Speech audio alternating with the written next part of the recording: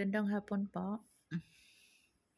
Ang hirap kaya ng buhay ko na kahit anong gawin pa na makisama ka, mali nila, parang ikaw na nagpagkumbaba yung mali nila. So, parang ikaw na ibig parang ibig sabihin na ikaw na ang nanghingi ng sorry. Sila ba parang balewala lang.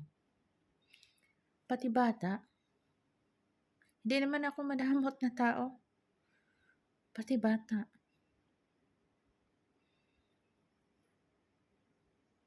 Iba na ang ugali.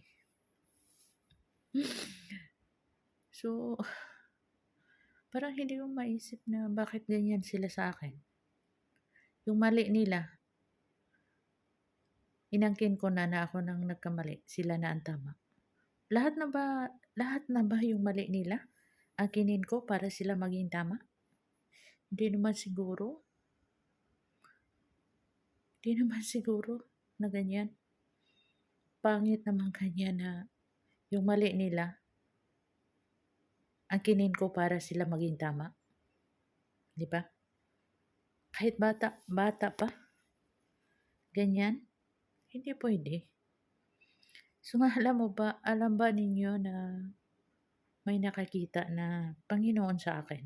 Kung gaano ako kabait, kung masama man ako sa tingin ninyo, sa inyo lang yon. Basta, malambot ang puso ko. Hindi ako na katulad sa iba. So, hindi naman ako nag-judge sa inyo na masama kayong tao. Pero ang nakita ko lang sa inyo na lagi na lang ako masama. Kayo ang laging perfect. Di ba? Ang sakit lang ng ganyan. Kahit pakisamahan pa kayo, iba pang tingin ninyo sa akin. Puro plastic kayo.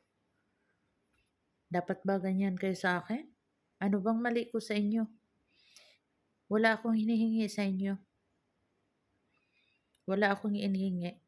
Kahit piso.